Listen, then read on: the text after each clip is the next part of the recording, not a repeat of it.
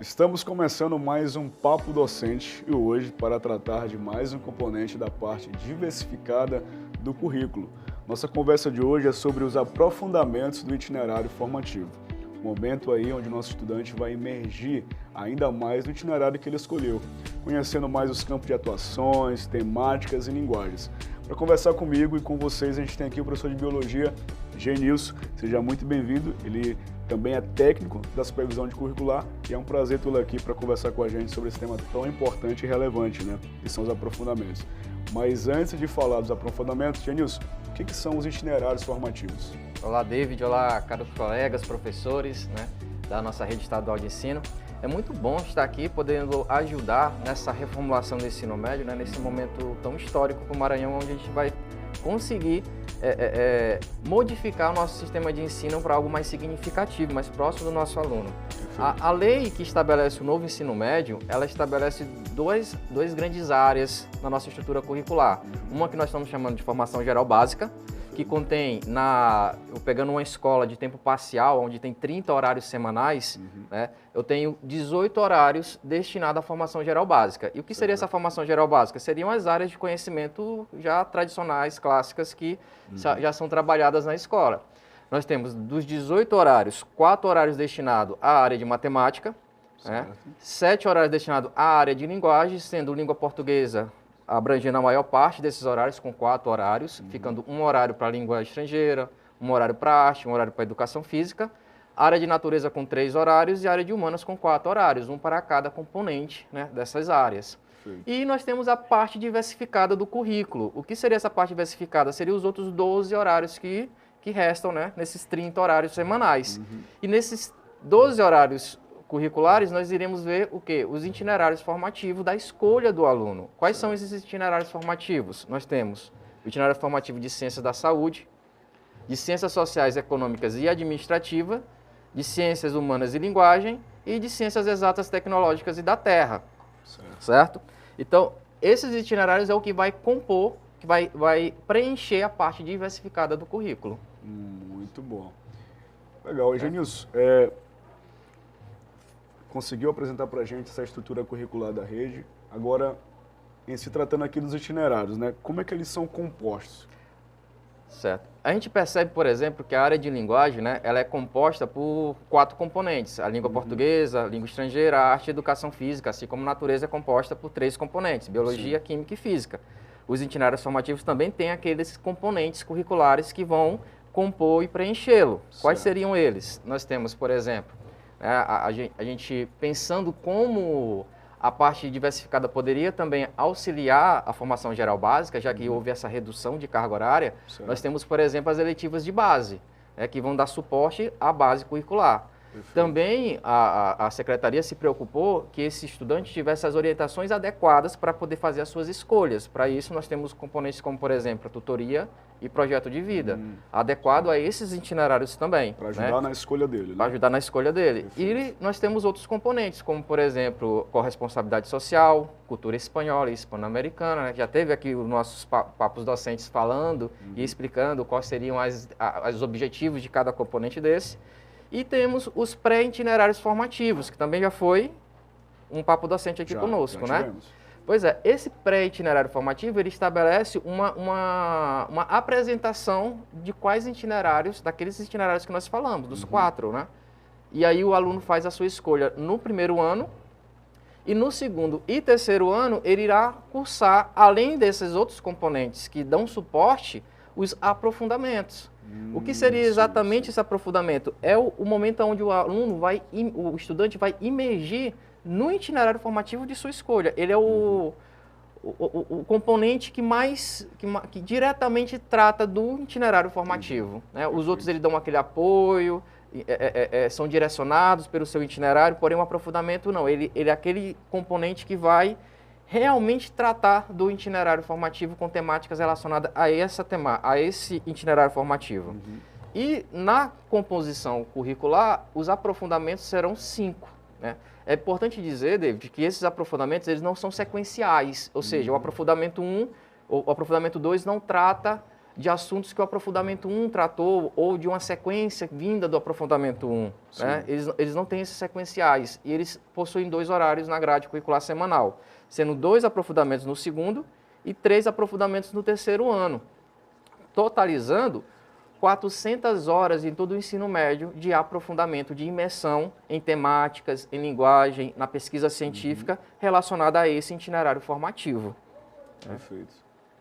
Agora, Genilson, nos slides anteriores aí, pode ser que seja uma dúvida dos professores da rede, é que o nosso itinerário é integrado, né? Ele não é por área de conhecimento. Certo. Queria só que tu voltasse lá aquele primeiro slide lá, isso, porque na lei, né, a gente tem um itinerário por áreas, né? Por área que de que conhecimento. no Maranhão os nossos são integrados? Certo. Na lei, na verdade, ela explica 2 coisas. A lei ela coloca que pode ser por área ou por integração de áreas. E nós estamos fazendo, então, a integração de área porque achamos mais vantajosa fazer ela dessa forma. Sim, né? sim. Então, mais à frente, eu vou colocar aqui quais seriam os componentes que se integram formando cada itinerário formativo. Isso é interessante a gente saber. Nós estamos chamando esses componentes de componentes do enfoque. Né? E todos os outros componentes que não são do enfoque, eles são considerados como agregadores. Então, componentes do enfoque são aqueles que se integram formando os itinerários formativos, enquanto os agregadores são os demais componentes. Por exemplo, é bom a gente deixar bem claro isso, né? Isso também vai ser passado diretamente para os gestores e para os orientadores de cada escola. Porém, é interessante o professor já conhecer, já se ver aqui no seu itinerário. Né? Ciência da saúde, por exemplo, é integrada à área de natureza, com biologia, química e física, também a área de linguagem e matemática, com educação física e matemática. Interessante. Interessante notar que não é toda a área de conhecimento que precisa ser integrada, ela pode ser integrada parcialmente, como, por exemplo, a área de linguagem está sendo integrada aqui somente com educação física. Realmente. Ciências sociais, econômicas e administrativas está tendo toda a parte de humanas e a área de matemática, integrando, né, formando essa área, e assim todas as demais áreas possuem as suas integrações. Perfeito. Além disso, David, a gente determinou o que a SEDUC veio determinar, assim, nem determinar, estabelecer, né? Ela estabelece um macrotema por área, por série, na verdade. Por que esse macrotema por série? Para dificultar que temáticas que sejam trabalhadas na segunda série se repitam na terceira série, fazendo com que o estudante tenha uma maior abrangência dessas temáticas e desses itinerários formativos. Né? E aqui nós temos nossos macrotemas já definidos, e aí, como nós podemos ver. Ok, muito bom, né? E aí, Genilson, agora a gente já teve uma visão geral, né, dos nossos itinerários, né, integrados, diga-se de passagem, né? A gente tem que aprender essas nomenclaturas. Mas vamos lá, como é que esses aprofundamentos, agora a gente está voltando para os aprofundamentos, como é que eles vão ser trabalhados na escola? Como os aprofundamentos serão trabalhados na escola? É interessante a gente notar isso a partir do planejamento, né? Para o planejamento, a SEDUC ela elaborou um caderno de orientações curriculares para o ensino médio. Esse caderno ele vem baseado na BNCC e no documento curricular do território maranhense, volume 2, que é do ensino médio também. Por que a SEDUC elabora um caderno de orientações curriculares? Porque é algo interno, onde depende apenas da secretaria fazer alterações, modificações e adaptações necessárias. Né? Já o documento curricular tem todo um trâmite de conselho e externo à SEDUC que precisa ser aprovado para fazer alterações. Então é muito mais interessante, nós temos um documento mais fácil de ser manipulado pela própria secretaria. Né? Nesse caderno de orientações curriculares, a SEDUC ela vai trazer um organizador curricular para cada itinerário formativo, para cada aprofundamento. Né? Nesse organizador, por exemplo, nós podemos verificar que existe o macrotema determinado por série, certo? E nós temos objetos correlatos sugeridos. O que seriam esses objetos correlatos sugeridos, gente? Seriam temáticas relacionadas a esse macrotema, que servem como orientação para o trabalho na sala de aula. Ou seja, na verdade, nós estamos propondo um trabalho por temática em sala de aula, em vez de focado nos conteúdos, como é na formação geral básica. O ponto de partida para o planejamento está aqui. Está aqui nesse organizador, certo? além do objeto correlato, que é uma temática sugerida, né, que está correlacionada ao macrotema, nós temos também os eixos estruturantes. Que foi muito falado aqui também, né, nos nossos videocasts. Né? Que bom, porque os eixos estruturantes são eles que dão direcionamento, que vetorizam, né, que dão direcionamento para o trabalho das temáticas e desse macrotema. Né? No referencial para a construção de itinerários formativos do MEC, ele elabora habilidades gerais, onde ele cruza os eixos estruturantes com as áreas de conhecimento, fazendo agora habilidades que relacionam os eixos, ou seja, eu tenho uma habilidade de investigação científica relacionada, por exemplo, à matemática, relacionada à natureza, relacionada à linguagem, relacionada às ciências humanas. Tudo tem uma intencionalidade, né? Exatamente. Então, o professor, por exemplo, que é do enfoque aqui, nosso itinerário formativo integrado de ciências sociais, econômicas e administrativas, digamos que um professor de história é um professor nessa área e ele vai poder, por exemplo, de investigação científica, escolher uma habilidade relacionada à sua área de conhecimento. Interessante. Mas e se for um professor de matemática, ele pode trabalhar investigação científica com uma habilidade relacionada à matemática. Ah, perfeito. Certo? Perfeito. Muito Isso bom. para todos os eixos estruturantes. Então, a partir daí, esse aqui seria, por exemplo, o nosso referenciais curriculares para a elaboração do itinerário formativo do MEC. Né? E aí nós podemos verificar, por exemplo, que a cada área de conhecimento há habilidades sendo relacionadas a esse eixo estruturante. Né? Aqui eu coloquei o de mediação e intervenção sociocultural, porém, existe uma para cada eixo. Interessante. Certo? Além disso, nós temos também a SEDUC elaborou um plano de atividade docente, num formato isso de... Aqui muito interessa vocês que estão aí na nossa jornada Isso é muito importante mesmo, David. Por quê? Porque além desse modelo, ele foi pensado de forma que poderemos até mesmo criar mais futuramente um banco de dados, né, para que os professores possam se encontrar com mais facilidade, né, esses materiais e adaptar à sua realidade de sala de aula. Sim. Como funciona esse plano de atividade docente, gente? Aqui nós temos o nosso cabeçalho, onde o professor identifica a escola, identifica o itinerário formativo que ele irá trabalhar, assim como o seu componente de aprofundamento, né? A série, turma, todas as identificações. E o primeiro ponto que nós precisamos conversar seriam quais são os professores que trabalharão esse itinerário formativo e o aprofundamento. Uma dúvida que eu já estava aqui pensando em te perguntar. Pois é, isso é sempre muito perguntado, por isso que eu já levanto essa bola. Né? Por quê? Quais são os professores? Temos várias possibilidades. A primeira possibilidade que nós podemos colocar é que trabalhe um professor do enfoque. Ou seja, se o professor é de ciências da saúde, do itinerário de ciências da saúde, é importante que seja um professor ou de biologia, química, física, matemática ou educação física que trabalhe essa disciplina, que trabalhe esse componente curricular. Por quê? Mais na frente nós vamos entender que será necessário para esse professor ir buscar lá na formação geral básica, lá no seu rol de conteúdos, né, assuntos que serão trabalhados junto com essa temática. Mas na frente nós iremos ver como que isso é possível, como que isso será feito. Né? Então é necessário que seja um professor do enfoque. A secretaria entendeu que funcionou muito bem para algumas eletivas, temos 2 professores por eletiva. Então o que nós pensamos em fazer? Dar a possibilidade, não é a obrigatoriedade, mas a possibilidade de termos 2 professores por aprofundamento. Então, só lembrando que aqui é um PAD de aprofundamento, É um PAD de aprofundamento, né, para fazer o planejamento de aprofundamentos. Certo. Né?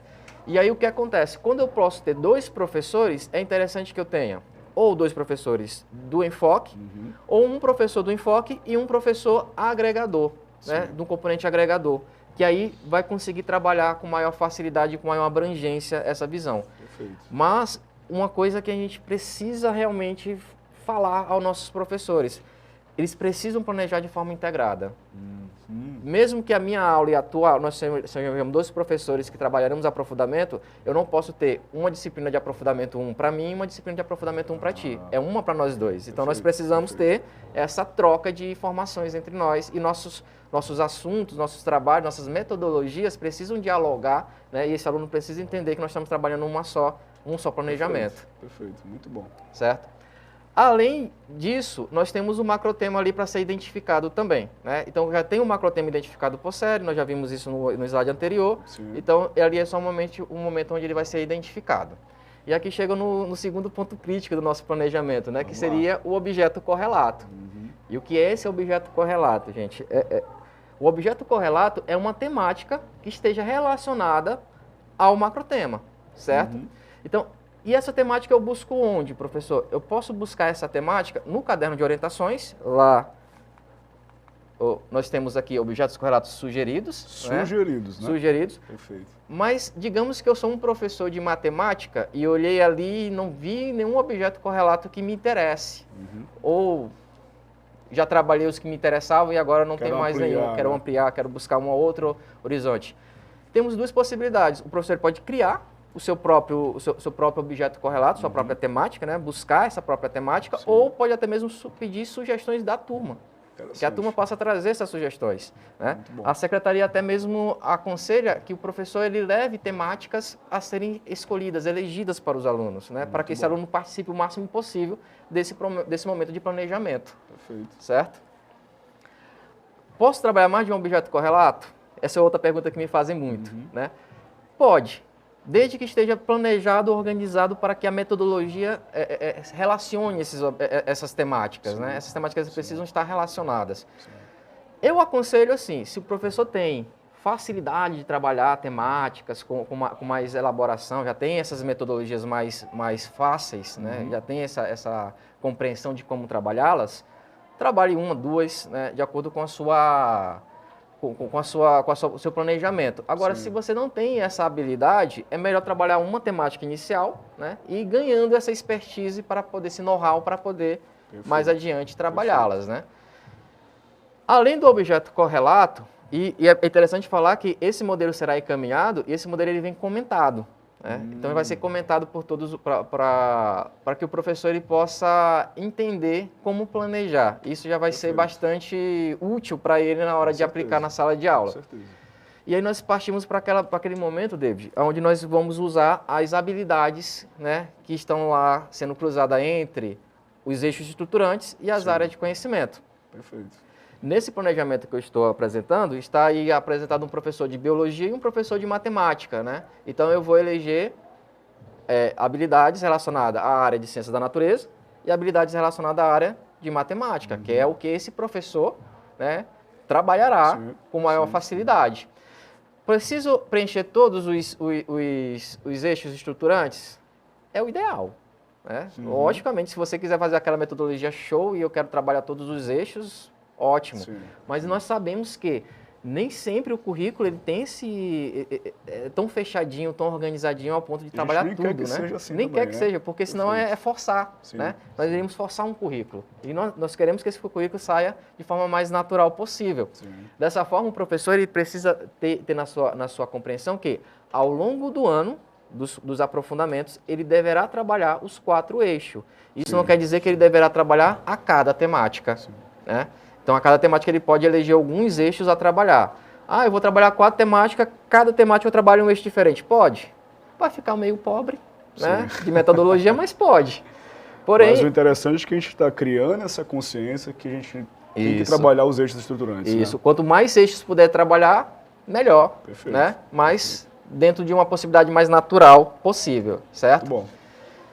E aí nós vemos para a parte de descrição do objeto correlato. Esse é o ponto-chave do nosso planejamento. É onde o professor ele vai buscar na sua especialidade, né, no seu componente curricular, os conteúdos relacionados à temática. Por exemplo, aqui nós colocamos um objeto correlato à pandemia da Covid-19 e suas consequências socioeconômicas. E são temas da atualidade, temas que o estudante está imergido ali nessas questões. Né? Exato. E relacionado à ciência da saúde e ao macrotema saúde e qualidade de vida, né? Que trata mais de saúde preventiva. Então, eu como professor de biologia, ou no caso do meu exemplo, a Maria da Silva, né, que é professora de biologia, ela reconhece o quê?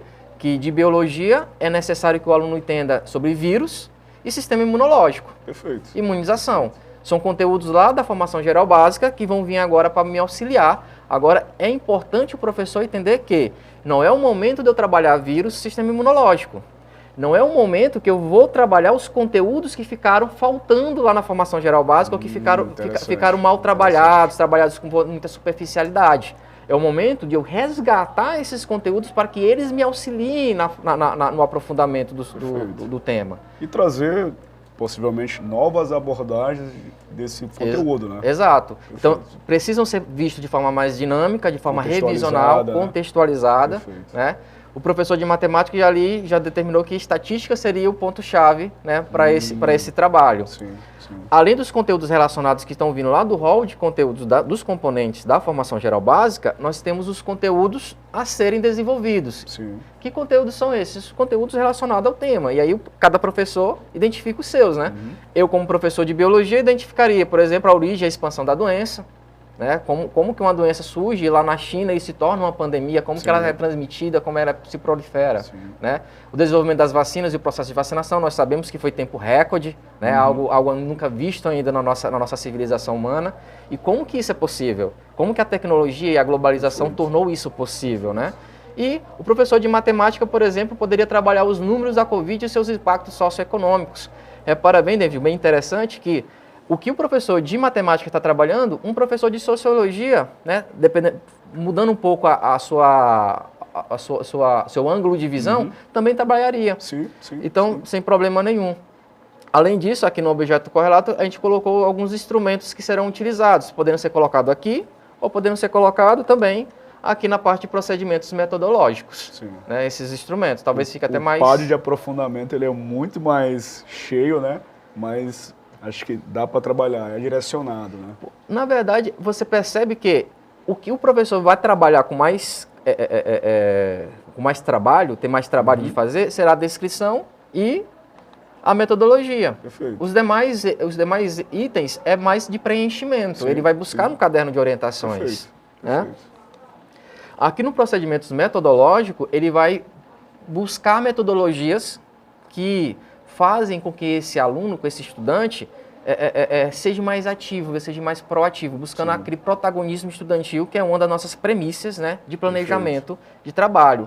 Então, a gente aconselha o uso de metodologias ativas, como, por exemplo, ali na problematização, né, fazendo aquela contextualização da pandemia. E no nosso caderno de orientação curricular, a gente traz um rol de metodologias ativas para ele poder observar. Porque as metodologias ativas, elas estão muito conectadas à inovação em tecnologia. Então, a gente saiu de um ensino do século XX, né? Tanto nós que fizemos o ensino mais do século XX, o ensino mais tecnicista, e reclamávamos tanto, e aí nós saímos de lá, viemos para a sala de aula para ser conteudistas.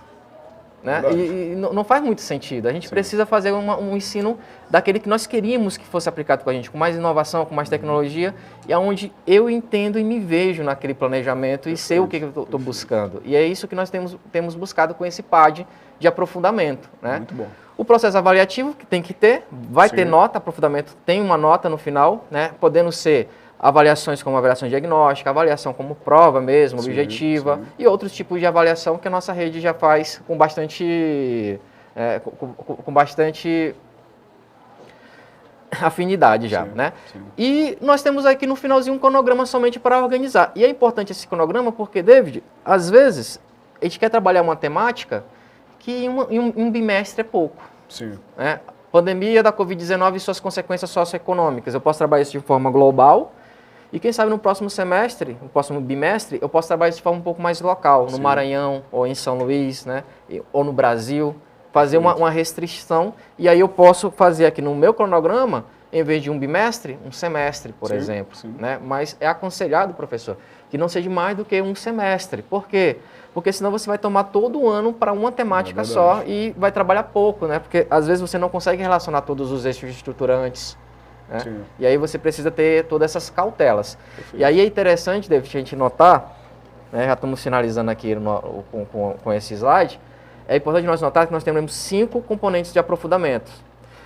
Cada componente terá um professor do enfoque. Então, se você pegar aqui, por exemplo, Ciências Sociais, Econômicas e Administrativa, e eu tiver um professor de cada componente de enfoque, o estudante vai passar por um professor de História, né, fazendo temáticas sobre ciências sociais, econômicas e administrativas, um de geografia, um de filosofia, um de matemática, um de sociologia. além dos professores agregadores de outros componentes que poderão também, né, fazer parte desses aprofundamentos. Ou seja, o aluno pode ter até 10 professores de aprofundamento trabalhando em temáticas relacionadas àquilo que ele escolheu trabalhar. Né? Então isso é muito interessante. Isso é um diferencial que a rede está trazendo, comparando a matriz antiga. Sim, sim. Né? Muito bom. Um papo muito interessante sobre aprofundamento. Genilson, muito obrigado. E aí eu queria que você deixasse uma palavrinha final para os nossos professores. Bom, gente, agradecer o convite para estar aqui no Papo Docente, né, e desejar boa sorte aos nossos colegas professores que estarão aí trabalhando esse aprofundamento. É um momento de você aí colocar sua criatividade em dia, né, e fazer aí o seu melhor. A Secretaria estará aqui sempre à disposição para auxiliar a todos aqueles que necessitarem, né? Pronto. Então é isso. Esse foi o nosso Papo Docente. A gente deseja a vocês uma excelente jornada pedagógica e um 2023 de muito trabalho, muito crescimento. E claro, né, o melhor ainda, que nossos estudantes cresçam, né, e tenham umas experiências pedagógicas fantásticas com aprofundamentos e com tudo isso que o ensino médio está oferecendo. Até o próximo Papo Docente. Valeu!